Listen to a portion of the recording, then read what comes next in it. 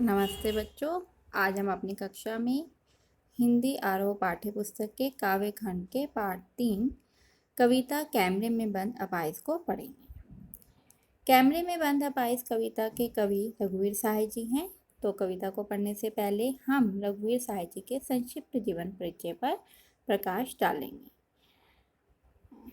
रघुवीर सहाय जी का जन्म लखनऊ उत्तर प्रदेश में 9 दिसंबर 1929 में हुआ। इनकी संपूर्ण शिक्षा भी लखनऊ में हुई। इन्होंने अंग्रेजी साहित्य में एमए किया। कार्यक्षेत्र पत्रिका में सहायक संपादन की भूमिका निभाई और दिनमान पत्रिका का संपादन भी किया। आकाशवाणी के समाचार विभाग में भी इन्होंने कार्य किया। हैदराबाद से प्रकाशित होने वाली पत्रिका कल्पना के संपादन से भी ये जुड़े रहे। इनका निधन 30 दिसंबर 1990 को हुआ। रघुवीर सहाय जी की प्रमुख रचनाएं इस प्रकार हैं। सीढ़ियों पर धूप में, आत्महत्या के विरुद्ध, हंसो हंसो जल्दी हंसो, लोग भूल गए हैं। लोग भूल गए हैं 1984 की में लिखी गई इनकी एक काव्य रचना है जिनके लिए इनको साहित्य अकादमी पुरस्कार भी दिया गया।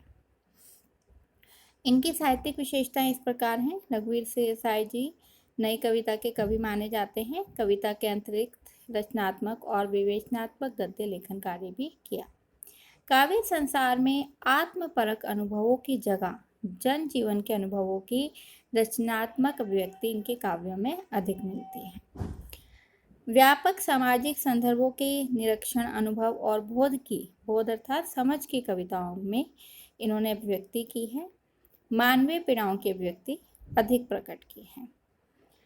भाषा शैली काव्य दृष्टि के अनुरूप ही इनके द्वारा अपनी नई काव्य भाषा का विकास किया गया। इनकी काव्य भाषा सटीक, दोतुक और विवरण प्रधान है।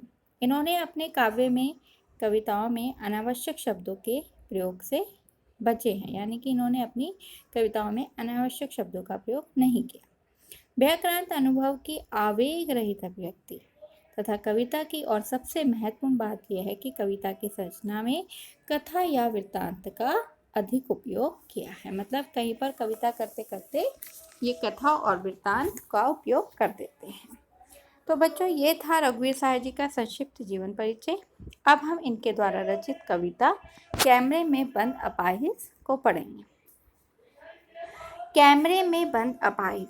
सबसे पहले तो आपका ये प्रश्न बनता है इसमें कि जो कैमरे में बंद अपाहिज कविता है वो कहाँ से ली गई है। वह रघुवीर सहाय जी के काव्य संग्रह लोग भूल गए में से ली गई है। इस कविता में शारीरिक चुनौतियों को झेलते व्यक्ति से टेलीविज़न कैमरे के सामने किस तरह के सवाल पूछे जाएंगे और कार्यक्रम को सफल बनाने के लिए उसकी कैसी भंगिमा की अपेक्षा की जाएगी, इसका लगभग सपाट तरीके से बयान करते हुए कवि ने एक तरह से पीड़ा के साथ दृश्य संचार माध्यम कौन सा है बेटा? टेलीविज़न, उसके संबंध को रेखांकित किया है। मतलब कवि ने यहाँ पर टेलीविज़न के माध्यम से बताया कि किस तरह एक अपाहिज से प्रश्न पूछे जाते हैं कैमरे के सामने और किस तरह कार्यक्रम को सफल बनाने के लिए ये सब किया जाता है। उसकी वेदना, उसकी पीड़ा को उकसाया जाता है।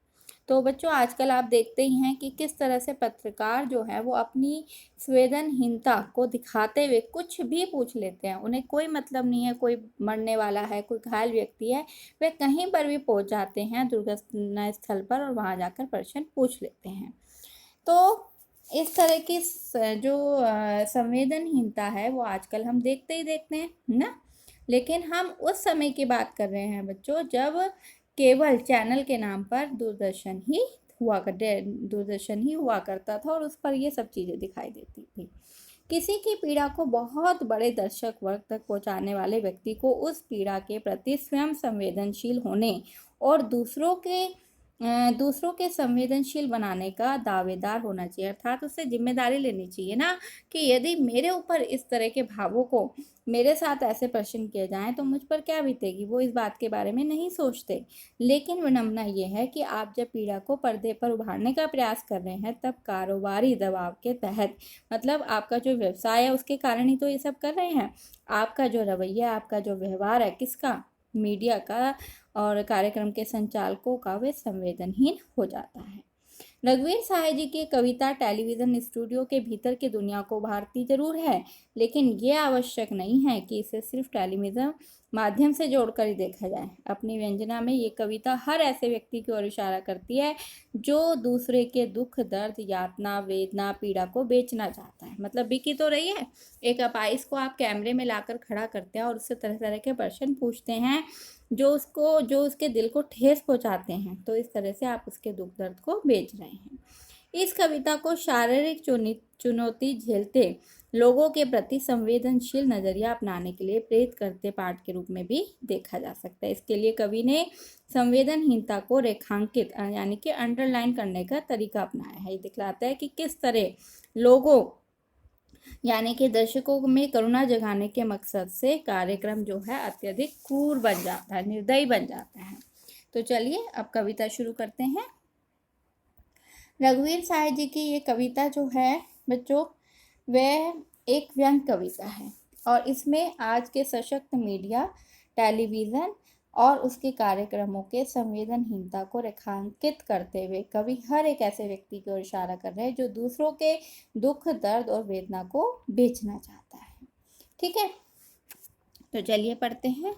सबसे पहले कवि कहते हैं हम दूरदर्शन पर बोलेंगे। यहाँ पर हम कौन है? कार्यक्रम के संचालक। जो कार्यक्रम के संचालक हैं वो ये कह रहे हैं कि हम दूरदर्शन पर बोलेंगे। क्यों बोलेंगे? क्योंकि हम समर्थ हैं, हमारे पास वह सभी साधन हैं जो कार्यक्रम को सफल बनाते हैं। हम शक्तिवान हैं। हम एक दुर्बल को लाएंगे। हम किसको लाएंगे? जिसकी तरफ दर्शकों को ज़्यादा आकर्षित किया जाए। एक ऐसे कमज़ोर व्यक्ति को लाएंगे, अपाहिज व्यक्ति को लाएंगे एक बंद कमरे में, वो भी अकेले, किसी के साथ नहीं, वो भी अकेले एक बंद कमरे में। ठीक है, तो इस तरह से हम उसको सामने लाएंगे, दर्शकों के सामने लाएंगे और उससे पूछेंगे तो आप क्या अपाहिज हैं, और उससे कैसे अनाप शनाप, मतलब बिना किसी उसके ऐसे मतलब अनाप शनाप से प्रश्न पूछेंगे। क्या पूछेंगे? कि आप क्या अपाहिज हैं। अब अपाहिज व्यक्ति से ये प्रश्न किया जाएगा कि आप अपाहिज हो, ये तो दिख रहा है ना। मतलब यहाँ पर कार्यक्रम के संचालक कह रहे हैं कि हम एक बंद कमरे में कैमरे के सामने, दर्शकों के सामने एक अपाहिज व्यक्ति का इंटरव्यू अर्थात साक्षात्कार करेंगे और उससे इस तरह के क्वेश्चन पूछेंगे जिसका वो उत्तर दे पाने में क्या होगा, मतलब वो उत्तर दे नहीं पाएगा, है ना। उसके अंदर जो उसकी जो वेदना है, उसका दुख दर्द जो है वो जाग जाएगा। इस तरह से हम उसे उकसाएंगे। तो उससे प्रश्न पूछेंगे क्या आप अपाहिज हैं, तो आप क्यों अपाहिज हैं। पहले हम पूछेंगे आप क्या अपाहिज हैं, और फिर क्या पूछ रहे हैं, आप क्यों अपाहिज हैं, अपाहिज हो, यानी कि क्या कारण है। आपका अपाहिजपन तो दुख देता होगा। अब उससे क्या क्वेश्चन किया जा रहा है कि आपका अपाहिजपन आपको दुख देता होगा, तो ये तो कोई पूछने की बात नहीं है। जो व्यक्ति शारीरिक रूप से अक्षम है, यानी कि जो अपंग है, अपाहिज है, तो उसे वास्तव में उसका अपाहिजपन दुख ही देता होगा। लेकिन कैमरामैन कैमरे की तरफ, अब कैमरेमैन को निर्देश दिया जा रहा है, ब्रैकेट में जो लिखा हुआ है, कैमरा दिखाओ, इसे बड़ा बड़ा, इसे जूम करके दिखाओ। ठीक है, हाँ, तो बताइए आपका दुख क्या है, जल्दी बताइए, वह दुख क्या है। बता नहीं पाएगा। अब वो तो बेचारा इस अटपटे प्रश्नों को सुनकर कोई उत्तर ही नहीं दे पाएगा ना, क्योंकि जो व्यक्ति है उसकी व्यथा वास्तव में ही बहुत, मतलब वास्तविकता है उसके व्यथा में, उसकी पीड़ा में दर्द है, तो वो किस तरह से इन प्रश्नों का उत्तर दे पाएगा, वो नहीं दे पाएगा। लेकिन जब उसके चेहरे पर जो भाव भंगिमा दिखेगी, जो उसके चेहरे पर दुख, दर्द, पीड़ा, यातना दिखेगी, इन प्रश्नों को पूछने पर जो उसके चेहरे पर जो मतलब उसके चेहरे पर जो हमें उसका वो दिखेगा, क्या कहते हैं, पीड़ा दिखेगी, उसका दुख दर्द दिखेगा, वो कैमरामैन को निर्देश किया जा रहा है कि इसे बड़ा बड़ा दिखाओ। ठीक है, अब शब्दहीन पीड़ा को देखकर, अब वो कुछ बता नहीं पाएगा, अपाहिज कुछ नहीं बता पाएगा, वो शब्दहीन हो जाएगा कि कैसे बताऊं मैं अपनी व्यथा को, है ना। तो शब्दहीन पीड़ा को देखकर आगे फिर कौन कहता है? कार्यक्रम के संचालक कहते हैं बताइए आपको अपाहिज होकर कैसा लगता है। अब आप मुझे बताइए कि आपको अपाहिज होकर कैसा लगता है। कैसा यानी कैसा लगता है? अब अपाहिज होकर किसी व्यक्ति को कैसा लगेगा? बिल्कुल भी अच्छा नहीं लगेगा। उसका दुख है, वो तो उसका दर्द है, उसके मन की पीड़ा है, तो उसको कैसा लगेगा। फिर इशारा कर रहे हैं, हम खुद इशारे से बताएंगे कि आप बताओ कि क्या ऐसा। तो यानी कि वो जो कार्यक्रम के संचालक हैं वो उसे इशारे करते हुए बता रहे हैं कि हम आपको बताएंगे, देखो अपने चेहरे से ऐसे दिखाओ कि ऐसा। तो इस तरीके से हम आपको उत्तर बताएंगे, सोचिए, बताइए, थोड़ी कोशिश करिए। अब वो उसे उकसा रहे हैं कि थोड़ी सी कोशिश करिए और बताइए कि आपको अपाहिज होकर कैसा लगता है। तो कार्यक्रम के जो संचालक हैं वो दर्शकों को और अपंग व्यक्ति को रुलाने का प्रयास करते हैं अपने प्रश्नों के माध्यम से, और जब उसकी यह कोशिश सफल नहीं हो पाती तो वे क्या करते हैं, उन्हें और ज़्यादा उकसाते रहते हैं। थोड़ी कोशिश कीजिए, ये अवसर खो देंगे। कौन सा अवसर खो देंगे?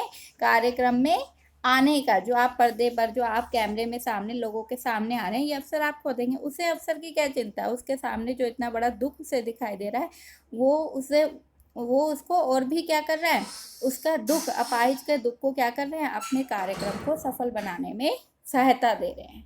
आप जानते हैं कि कार्यक्रम रोचक बनाने के वास्ते हम पूछ पूछ कर उसको रुला देंगे। अब वे दर्शकों से बात कर रहे हैं कार्यक्रम के संचालक कि आप तो जानते ही हो कि हमें कार्यक्रम को क्या बनाना है, रोचक बनाना है। और रोचक कार्यक्रम कैसे बनेगा? जब दर्शकों के मन में करुणा और दया का भाव जगेगा उस अपाहिज के लिए, ठीक है, जब वो भी उसके साथ रोएंगे अपाहिज के साथ, तो तब उस तरह से कार्यक्रम क्या बन जाएगा, रोचक बन जाएगा। तो इंतजार करते हैं आप भी उसके रो पड़ने का। यह प्रश्न नहीं पूछा जाएगा। अब वो क्या कह रहे हैं कि ये प्रश्न आपसे नहीं पूछा जाएगा, ठीक है। तो इस प्रकार जो है जो यहाँ हमने देखा कि वह व्यक्ति अपनी शारीरिक अक्षमता के गहरे दुख के कारण संचालक के बार बार उकसाने पर भी नहीं रो पा रहा है। तब संचालक क्या करते हैं, अब आगे बताते हैं कि संचालक अब आगे उसे क्या कहेंगे। फिर हम पर्दे पर दिखलाएंगे फूली हुई आग की एक बड़ी तस्वीर। अब हम कोशिश तो कर रहे हैं, उकसा तो रहे हैं संचालक उसे कि वो रोए, लेकिन वो नहीं रो रहा है, उसे बार बार रो नहीं रहा है। तो हम क्या करेंगे, पर्दे पर क्या दिखलाएंगे, फूली हुई आग की एक बड़ी तस्वीर, मतलब उसकी आंखों में आंसू भरे हुए हैं, बाहर नहीं आए, तो वो आग की जो है बड़ी तस्वीर, हम बहुत बड़ी तस्वीर, और उसके होठों पर जो कसमसाहट है, यानी कि जो दबदबापन है जिसके कारण वो बोल नहीं पा रहा है, शब्दहीन हो गया है, उस चीज़ को हम कैमरे में जूम करके दिखाएंगे। आशा है आप उसे उसकी अपंगता की पीड़ा मानेंगे, यानी कि जो चेहरे पर आप उसके आंखों को देखोगे, उसके होठों को देखोगे, जिसके कारण वह बोल नहीं पा रहा, उसके अंदर उसकी दुख, दर्द, पीड़ा, व्यथा के कारण वह बोल नहीं पा रहा, उस व्यथा को, उस अपंगता को आप सब जो है पीड़ा ही मानेंगे।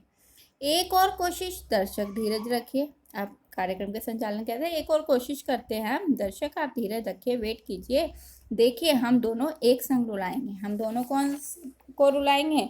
हम दर्शकों को और अपंग व्यक्तियों को एक साथ रुलाएंगे, उस अपंग व्यक्ति को, आप और वह दोनों। आप कौन? आप और वह दोनों, कैमरा, आप अपाहिज, और वह दोनों दर्शक, और ये सब। कैमरा बस करो, नहीं हुआ, रहने दो, पर्दे पर वक्त की कीमत है। अब आप और वह कौन? अपंग व्यक्ति और दर्शक, दोनों को रुलाने का प्रयास कर रहे हैं वो। ये तभी तो कार्यक्रम सफल होगा जब अपाहिज भी रो देगा और साथ ही साथ दर्शक भी रो देंगे। दर्शक के मन में भी क्या होगा, करुणा और दया जाग जाएगी उस अपाहिज के लिए। तो कह रहे हैं कि आप और वह दोनों को ही हम रुलाने का प्रयास कर रहे हैं, लेकिन जब नहीं हुआ तो कैमरामैन को निर्देश दे रहे हैं कि बस करो, नहीं हुआ, रहने दो, पर्दे पर क्या है, वक्त की कीमत है। अब वो क्या बता रहे हैं, जब पीड़ा को, अब जब उनसे ये सब नहीं हो पा रहा है, यानी कि वह उसे नहीं रुला पा रहा, संचालक उस पर्दे पर किसका एहसास कराता है, वक्त की कीमत का। ऐसे जैसे कि पीड़ा को निर्धारित सीमा पर भी व्यक्त कर देना, यानी कि ये कोई समय है कि हाँ भाई इतने समय तक वो रो देगा, तो वो क्या कर रहा है, उसकी पीड़ा को किससे नाप रहा है, समय की सीमा से। उसके लिए भी बहुत ज़रूरी है ये सब। कवि के अनुसार टीवी पर, दूरदर्शन पर वक्त की कीमत को बताकर और अपाहिज की पीड़ा को कुरेद कर उसे रुला देने के पीछे क्या है, कार्यक्रम के निर्माताओं का केवल एक ही उद्देश्य है। क्या उद्देश्य है? कि वह जो है कार्यक्रम जो है व्यवसायिक कुशलता प्राप्त कर सके और लोगों में क्या बन जाए, लोकप्रिय बन जाए, लोग मतलब तारीफ करें उस कार्यक्रम की, देखो एक कार्यक्रम आया था, ठीक है। अब कैमरा बस करो, नहीं हुआ, रहने दो, पर्दे पर वक्त की कीमत है। अब मुस्कुराएंगे हम, अर्थात अब अपनी वास्तविकता पर लौट आएंगे। अब वो क्या देख रहे थे, कि हमने जो है, चलो ठीक है, हम अपाइस को नहीं रुला पाए, लेकिन उसकी वेदना को, उसके दुख को, उसकी पीड़ा को, उसकी व्यथा को तो हमने उसके चेहरे पर दिखा दिया ना अच्छे से। वो किसी भी बात का उत्तर नहीं दे पा रहा था, वो शब्दहीन हो गया था, है ना? तो हमने वो काम तो कर दिया ना। तो अब हम कौन मुस्कुराएंगे? अब हम मुस्कुराएंगे। कौन मुस्कुराएंगे? कार्यक्रम के संचालक। क्यों? आप देख रहे थे सामाजिक उद्देश्य से युक्त कार्यक्रम, क्योंकि आप क्या देख रहे थे? सामाजिक उद्देश्य से जो युक्त कार्यक्रम जिसे हम सफल बनाना चाहते थे, वो हम बना चुके हैं, इसलिए अब हम मुस्कुराएंगे। बस थोड़ी ही कसर रह गई है। धन्यवाद। अब यह कार्यक्रम जो है सामाजिक उद्देश्य के लिए दिखाया गया है, तो अब इसमें थोड़ी सी ही कमी रह गई है, हम उसे रुला नहीं पाए, बस यही तो कमी रह गई। बाकी जो हमने उसकी व्यथा को जो उसके चेहरे पर लाना था, रोता हुआ चेहरा, हम उसका नहीं दिखा पाए, बस रोने का सीन रह गया, बाकी हमने जो है सब कुछ दिखा दिया। तो इससे यह सिद्ध होता है कि संचालक अपने उद्देश्य की पूर्ति के लिए यह कार्यक्रम दिखा रहा था। उसने लास्ट में कहा ना कि अब हम मुस्कुराएंगे, मतलब कार्यक्रम का एंड हुआ और उसे लगा कि जो लोग हैं उनके मन में करुणा जाग गई है उस अपाहिज के प्रति, तो वहाँ पर उसका कार्यक्रम सफल हो गया। तो इसलिए वो कहता है कि अब हम मुस्कुराएंगे। इससे सिद्ध होता है कि संचालक जो है अपने उद्देश्य की पूर्ति हेतु यह कार्यक्रम दिखा रहा था, और वह एक व्यक्ति की अपंगता से जो है उसे कोई मतलब नहीं है। उसे कोई मतलब नहीं है उसकी अपंगता से। वह सिर्फ क्या कर रहा था? वह दर्शकों को मतलब दर्शकों को करुणा, दर्शकों के मन में करुणा जगा रहा था, और इसलिए वह, और जो उसका कार्य था करुणा जगाना, वो जाग गई लोगों के मन में। तो वो इसलिए लास्ट अंत में क्या करता है? कविता के अंत में दर्शकों को धन्यवाद भी करता है। तो इस तरह से कविता जो है यहाँ समाप्त हो जाती है। अब बच्चों इसमें जो है विशेष क्या है कि यहाँ टेलीविज़न कार्यक्रमों की विश्वसनीयता पर प्रश्न चिन्ह लगाया गया है। दूसरा, आप देख रहे हो कि कोष्ठक में बार बार जो कथन दिए हुए हैं, पहले भी कथन दिया हुआ था, अब भी दिया हुआ है, कैमरा बस करो, नहीं हुआ रहने दो, या आशा आप उसे अपंगता की पीड़ा मानेंगे, बस थोड़ी कसक रह गई। तो ये जो आप कोष्ठक में लिखे कथन दे रहे हो, वो पूरे विवरण को एक कौन सा रूप दे रहे हैं? नाटकीय रूप देते हैं। यहाँ पर छंद कौन सा है? मुक्तक छंद है। मुक्तक छंद किसे बोलते हैं? Uneven line. जैसे मान लीजिए, देखिए कोई लाइन बड़ी है, कोई छोटी है, कहीं पर भी रोक दिया, कोई लय और तुक नहीं है, है ना? तो उसे बोलते हैं मुक्तक छंद। और शैली कौन सी है? नाटकीय। यहाँ पर व्यंग प्रधान है, कटाक्ष किया गया मीडिया पर। और इसमें जो है ही भी का प्रयोग अपने वर्णन में एक नया रूप दिया गया है। और भाषा, कवि की जो भाषा है वो साहित्यिक खड़ी बोली है, सहज है, सरल है, सबको समझ में आ रही है। ठीक है, तो इस तरह से कोष्ठक में जो कथन दिए गए हैं उनके होने से भी कविता प्रभावशाली हो गई है। तो यहाँ पर ये कविता समाप्त हो गई है, जिसमें एक अपाहिज की व्यथा को दिखाया गया हो, और यह बताया गया कि किस तरह से एक संचालक अपने कार्यक्रम को सफल बनाने के लिए किस हद तक भी जा सकता है। ठीक है, धन्यवाद। अब आशा करती हूँ कि आपको ये जो कविता है वो अच्छे से समझ में आई होगी। धन्यवाद।